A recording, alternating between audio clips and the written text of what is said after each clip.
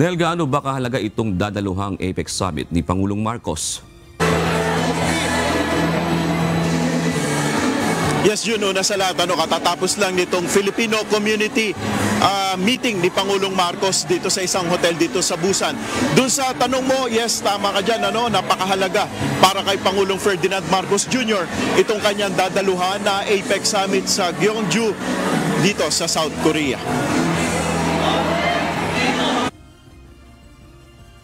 Ayon sa Pangulo, kailangang kilalanin ang laki ng ekonomiya ng APEC region lalo't umaabot sa 46% ng pandaigdigang kalakalan sa goods at commercial services. Ito anya ay may malaking kaugnayan sa oportunidad at kapakanan ng mga Pilipino. Kaya naman mahalaga ang pagpupulong ng 21 member economies sa gitna ng kinakaharap na mga hamon ng mga bansa. So given these high stakes, this gathering is imperative. We convene at a critical juncture defined by evolving geopolitical landscapes, supply chain disruptions, threats of climate change, and the urgent need for equitable and inclusive growth. Ayon pa sa Pangulo, mas palalalimin pa ng Pilipinas ang relasyon nito sa ibang mga bansa pagdating sa paggamit ng artificial intelligence at creative industries. Dagdag ni PBBM, isa sa mga mahalagang aabangan sa APEC Summit ay ang magaganap na pagpupulong ni US President Donald Trump at Chinese President Xi Jinping. Kaugnay ito ng pagpapato ng mas malaking taripa ng US. Ang resulta ng pagpupulong ng dalawang malaking ekonomiya sa mundo ang magtatakdaan niya ng magiging galaw ng mga kalakalan. The world is watching because this is the source of the largest shock that has entered into the world trade system. And we have to see what the agreements will be coming out of these meetings between President Xi and President Trump. Those will certainly color everything that we will be talking about in this APEC. Sa kanya ring pre-departure speech, nabanggit ng Pangulo ang ginagawang reforma ng Department of Public Works and Highways o DPWH, partikular ang pagpapababa sa halaga ng mga materyales nito sa ilang proyektong infrastruktura. Tiniyak ng Pangulo na hindi maapektuhan ang kalidad ng mga proyekto. So let me be clear. The quality of what we build will not be compromised. The only thing weakened will be corruption. Ang reforma na ito ay susundan na anya ng ibang mga ahensya at ang matitipid na pondo ay ilalaan sa mahalagang programa.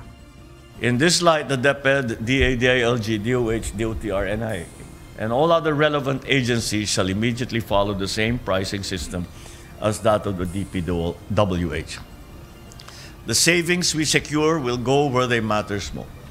The programs that uplift families, support livelihoods, and strengthen communities.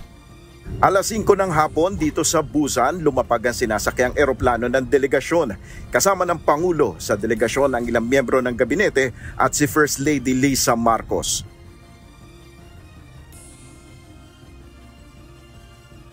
Diyon sa katatapos lamang na talumpati ni Pangulong Marcos sa Filipino community, isa sa mga mahalagang inanunsyo ng Pangulo yung pagbubukas ng consulate office dito sa Busan. Gayon din ang paglalagay din ng SSS office para na rin sa ating mga kababayang mga OFW dito.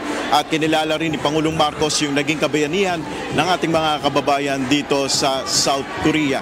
Bukas ang formal na pagbubukas nitong APEC Leaders Meeting na gaganapin nga sa Gyeongju dito sa South Korea, at inaasahan natin ang pagdating ng mga leader ng iba't ibang mga bansa. Magkakaroon din ang Pangulo ng kanyang talumpati sa APEC CEO Summit, at sa sidelines ng APEC June ay magkakaroon din siya ng mga pagpupulong sa mga negosyante dito sa South Korea. At yan muna ang ating update. Balik sa iyo, June. Bukod sa pagpupulong sa mga negosyante, Nel, meron ba siyang nakaschedule na pagpupulong sa mga head of state? Tama ka dyan, June. Sa ngayon, base sa impormasyon na ibinigay sa atin ng DFA, may dalawang leaders siyang makakapulong, pero hindi pa sa atin binibigay yung detalye.